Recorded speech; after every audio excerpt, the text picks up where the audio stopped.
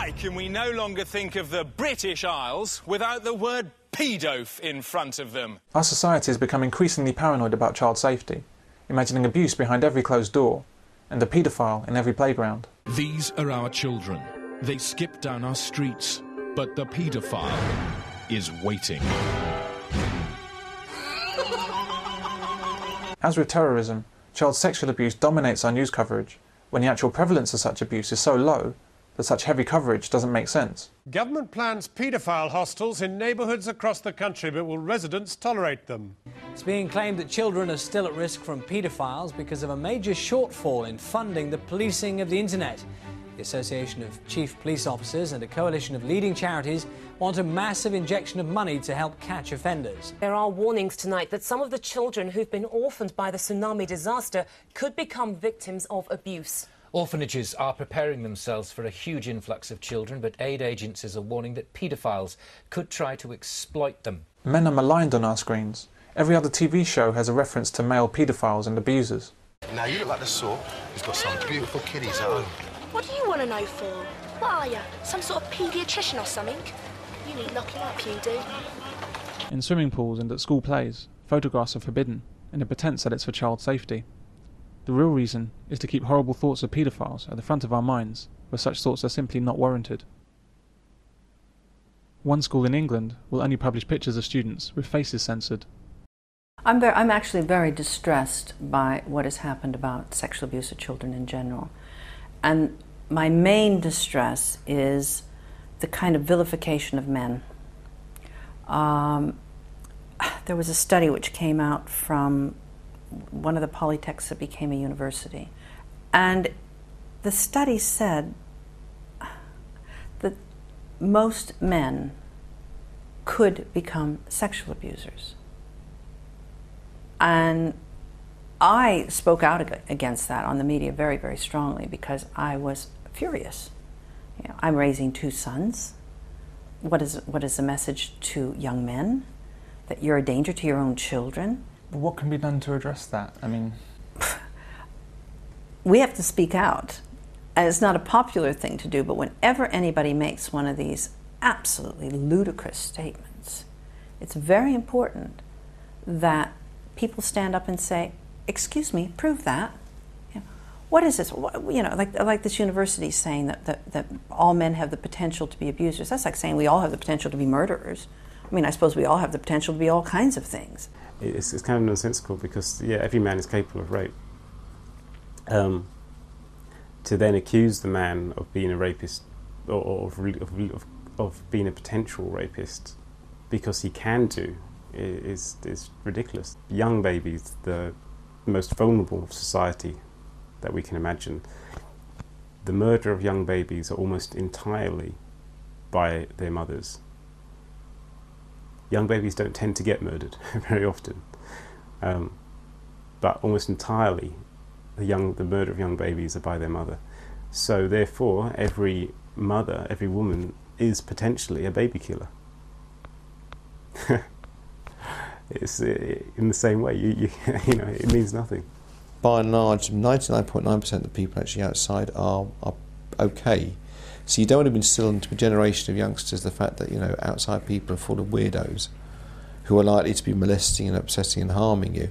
But you've got to actually ensure that alongside that 99%, you've got 1% of the population who are the ones who are likely to cause you danger and risk. I mean, they've always been there. We mustn't disguise ourselves and say, "Oh, this is only just a new issue." There's always been the issue of child abuse and so on and so forth. But now we live in an age where it's even more so, and I think it's more high profile.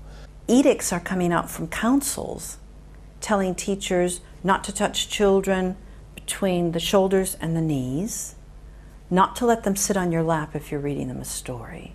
And this is, although it says it's aimed at men and women, it's aimed at men.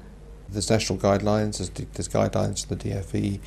The local education authority issues very clear guidelines, and the school actually has clear guidelines. We stand the risk of allegations being made against us, and so you need to be scrupulously clear.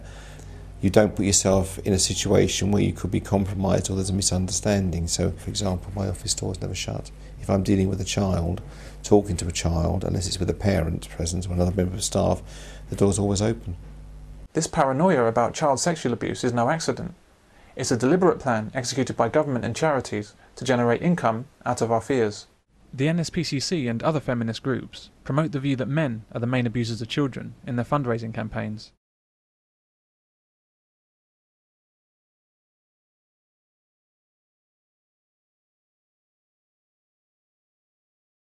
But it's not true that men are more abusive than women.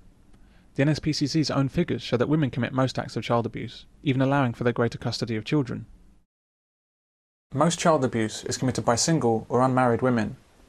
A child's health prospects dramatically deteriorate when there's no father in the household. Is there any relation between child sexual abuse by mothers and whether they're in single-parent families or normal, stable families? What I have found is that the vast majority were women alone. If they did have partners or husbands, the partners were either away a lot or were quite weak. Doesn't mean, we have to be careful there too, because it doesn't mean that single parent families are bad. It's just that I cannot disguise the fact that the vast majority of this abuse has happened where there has only been, when it's been mother abuse, when there's only been a mother in the home. As I say, I stayed for as long as I did because I felt that if I wasn't there, she would take it out on them. The reason for believing that is that my wife was abused as a child. Her father left when she was 8. He was abused by his wife. He was told that the children would be safe if he went. He needed to go, otherwise he'd have a nervous breakdown. And the children would be safe, but they weren't. As soon as he'd gone, she started on them. Most people, men and women, have their first ever experience of violence at the hands of their mothers. Mama, I didn't mean to break it, I'm sorry. Oh, you're behind gonna be sorry. I think my mother's the only woman that hasn't hurt me, actually. Well, she physically beat me, but, you know, that's... Yeah, well, same here. Yeah, but that's okay. That's cultural. I was beaten until my head was bleeding. I mean, Jesus, I was... You seem okay beaten now. Damn hard. But then again... Well, that's only on the surface. And I would never do that to my children because I experienced it. What I tell you about mine?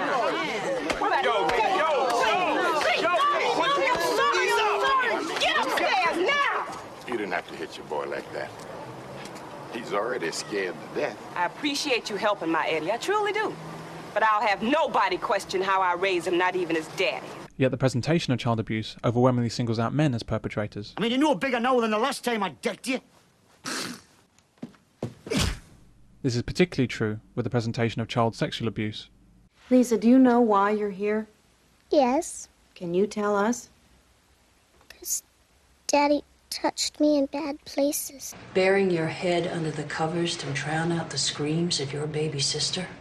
Your 6-year-old sister that your daddy raped?